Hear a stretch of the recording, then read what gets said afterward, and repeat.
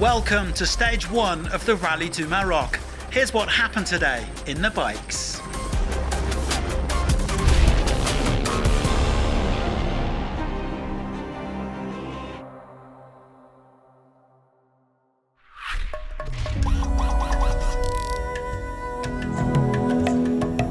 Well, last night, as ever, the top 10 riders from the prologue chose their starting places for today, and one position was getting jealous looks from the rest.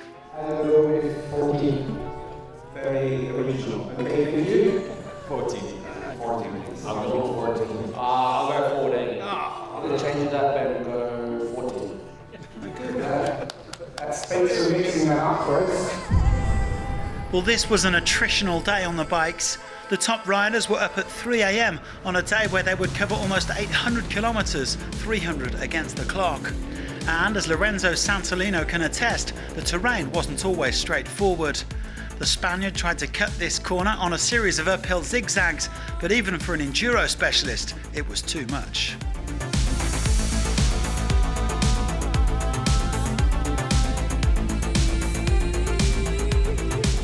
Well, Ricky Brabeck said he really struggled to get going this morning, riding way too calm at the start, and even if he picked up speed as the day wore on, he lost nearly 6 minutes.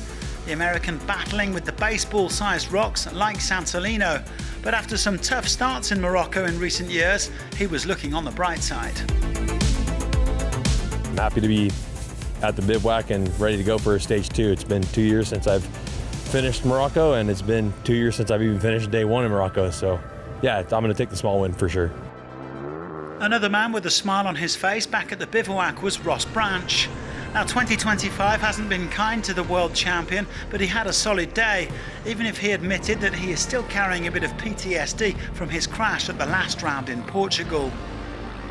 Today it was nice and smooth for Branchy, not too many risks, and he took second place on the stage. Unfortunately, today spelled the end of the rally for Luciano Benavides, who crashed out at kilometre 219. It's a real shame for the Argentine, who'd been running third. He was attended to by Mike Doherty and taken to hospital with suspected collarbone and shoulder injuries. We wish him a speedy recovery in the build-up to the Dakar.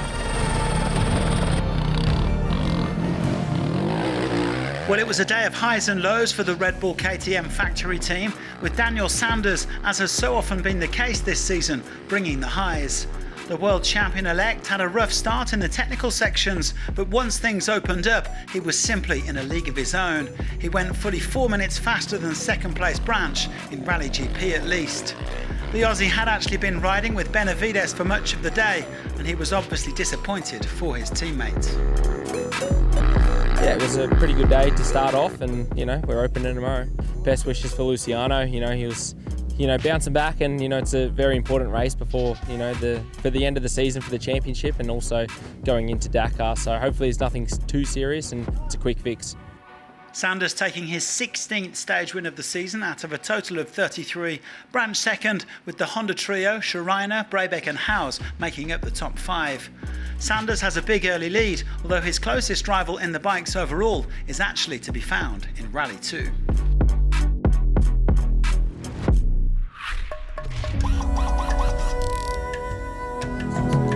Well, on to Rallye 2, and Martin Ventura was happy with his performance today. The Portuguese rider made his debut for the new Honda HRC team on home soil a few weeks ago, but insisted that Morocco was the real deal when it comes to rally raid. He wanted to stay safe, so he lost a fair bit of time today, but he still managed third place in the class.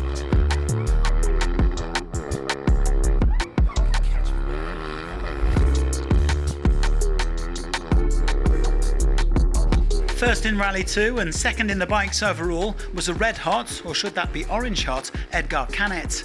The Spaniard blasting his way through, only 1 minute 35 down on Sanders and over 8 minutes clear of second place Mike Doherty, who recovered time after stopping with Benavides.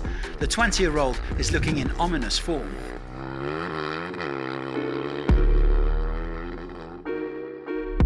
Yeah, super proud of the performance, of the feeling with the bike, with the setting, with the speed, with the navigation. So it was a really good stage for me.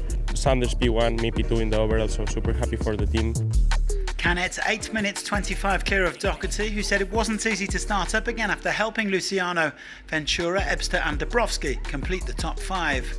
Well, Canet already has a comfortable lead and he says he can maybe afford to take it a little bit easier in the coming days.